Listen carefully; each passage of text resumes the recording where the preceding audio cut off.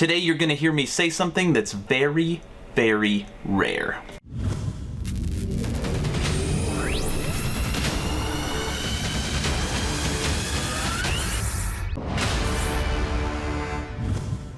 Hello everyone, and welcome to Action RPG. I'm your host Aaron, and for today's video we are headed back to the world of Blizzard Entertainment. Now, anybody that knows me, anybody that's been following the channel, anybody on my Discord, I would like to think that you think that I could be non-biased, that I could take emotion out of it, that I could take all of my previous experiences and set it aside and call an article, a game launch, gameplay, whatever it is, like it is. And with that said, I am going to say something that I don't say very often. You ready? Okay, here it comes. Deep breath. Blizzard Entertainment, I'm proud of you. Okay, I just said it. Blizzard Entertainment, I am proud of you because you made a decision to put the community first. That is how you begin to rebuild your reputation. You set aside your wallet, you decided to not price gouge us, and you decided to do something for your community. And that is what we're going to be discussing here today. As always, I will share my thoughts. Please feel free to share yours in the comment section below. And don't forget to subscribe to support smaller channels. All right, let's jump right into this. Right now, I'm on the website mmorpg.com. This is an article written by my boy, Joseph Bradford, titled, Blizzard's up-and-coming BlizzConline will be free to watch. Yes. Blizzard Entertainment, I'm proud of you. Now, if you're not familiar with BlizzCons in general, what you can do is get a physical ticket, which means you're actually physically going to the event. But of course, that's expensive. Not really the ticket, but the hotels, the flights, all that stuff. So what most people do is they opt in for a virtual ticket, which is half the cost. Now, obviously, you don't get the full experience of being there and playing the games, but you can see everything new and cover it. Well, that is what everybody thought, me included, the February BlizzConline would be like. Basically, you have to buy a virtual ticket, you can stream it and see what's going on in the Blizzard Entertainment world. Not anymore. It's completely free, which was an amazing, great, smart decision by Blizzard. Again, that is how you rebuild your reputation. So what I'm going to do for you now is stop talking, play for you the full 8-minute video. It's a fireside chat by J Allen Brack, and it does talk about all the games in development. Unfortunately, all the identity politics and social justice stuff is in there, but you're going to hear a little bit about Diablo Immortal. You're going to hear a little bit about Diablo 4, and then if you watch it till the end, you will see a cameo from a Diablo 2 necromancer. I'm going to allow this video to take out my video. So, if you have not joined, my last message, the official Action RPG Discord, please do so. We are approaching 400 members, great conversations every day, especially around the ARPG world. The idea is to create a gaming community that could jump from game to game together so you never start the server alone. Link for that Discord is in the description. Thank you all for watching. Enjoy this video. As we look toward the end of a very unusual year, I wanted to pause and connect with everyone briefly as we're unable to have our physical BlizzCon experience this year. It's hard to believe that the first ever BlizzCon was 15 years ago in October of 2005. I personally have a deep love of BlizzCon, and these are strong words from someone who's actually a shy introvert. It's a great opportunity for us to show games in progress, talk to players face to face, and see the creative community in person. It also recharges our geek batteries. And while we won't have a physical show this year, we're very much looking forward to BlizzConline early next. We want it to be a big virtual celebration, so BlizzConline will be free to watch and engage in. Adjusting to the isolated COVID world that many of us are living in has been a challenge.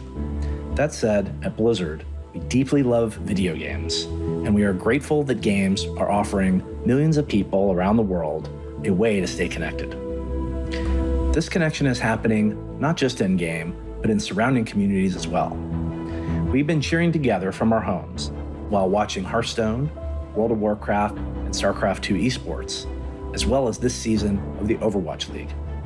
We held the grand finals in Seoul, Korea last month, and it was the most watched Overwatch League match of all time. Congrats again to our first back-to-back champions, the San Francisco Shock.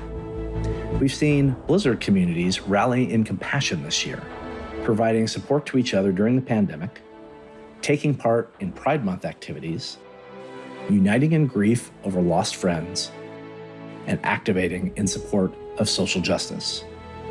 I'm proud of these communities, and I'm also proud of our teams.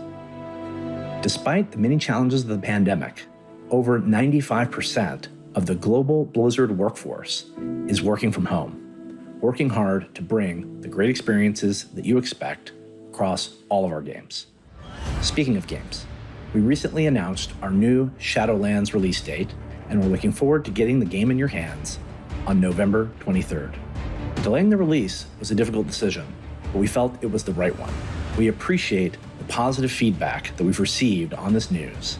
The team is currently pouring a lot of love into bringing the best experience possible.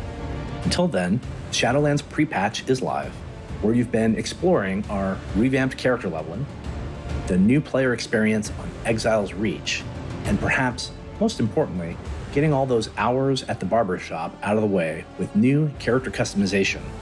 So far, you have completed over 10 million visits. For WoW Classic, we've announced Naxxramas, the storied 15 boss and final raid from this era, will go live in December. Kel'Thuzad is personally one of my all-time favorite bosses in WoW. It looks like you're preparing for this event. Already, you've crafted over 6.5 million greater frost protection potions. Be careful out there. We've already seen 9 billion ghosts and wisps from WoW Classic this year. It's a good note to be nice to your healers. Experiencing this content again, both as developers and as players, is awesome. It's great to see the excitement of those who enjoyed it the first time around, as well as a new generation of players who have joined WoW Classic for the very first time. 2020 is already a big year for World of Warcraft. To date, you've created over 100 million characters in WoW and dinged over 1.5 billion levels. And all of this has happened ahead of the Shadowlands launch. Moving on to Hearthstone, we recently announced the newest expansion featuring a visit from Azeroth's traveling carnival, the Darkmoon Fair, along with a healthy dose of the old gods. It also comes with a new mode called Duels. We've had a lot of fun playing it internally, and we're really excited to hear what you think. Diablo Immortal is also coming along. We recently conducted our largest ever internal playtest, and we'll be sharing more about our plans as the work progresses. You also know some of our ideas around Diablo 4 and Overwatch 2. And it's safe to assume that we're exploring other things farther out on PC, console, and mobile as well. When we think about development, the highest value to us is the moment-to-moment gameplay that players experience. We are constantly asking ourselves, is this idea fun? Is this an awesome expression of the universe? We're going to apply the same level of craftsmanship that we've always demanded of ourselves to future games, regardless of platform, with the ultimate goal of bringing deep and compelling gameplay experiences to players even more than we already do. Part of having a good game experience is finding ways to ensure that all are welcome within the worlds, no matter their background or identity. Something we've spoken about publicly a little bit in the past is our machine learning system that helps us verify player reports around offensive behavior and offensive language. The system has been in place in Overwatch and in Heroes of the Storm. It allows us to issue appropriate penalties quicker, and we've seen an incredible decrease not only in toxic text chat, but an overall decrease in reoffense rates. A few months ago, we expanded this system into World of Warcraft's public channels, and we've already seen a decrease in the time disruptive players stick around by half. And we're continuing to improve the speed and the accuracy of this system. In Overwatch, we recently increased the severity of penalties and have implemented improved profanity filter options, giving you, the player, more control. You can choose 3 different levels of accepted language, and you have the ability to customize those settings as well. These are small steps, but they can add up to lasting change. Combating offensive behavior and encouraging inclusivity in all of our games and our workplaces will always be an ongoing effort for us. Games have been a home to many of us for many years, and they, as well as the community surrounding them, are worth protecting.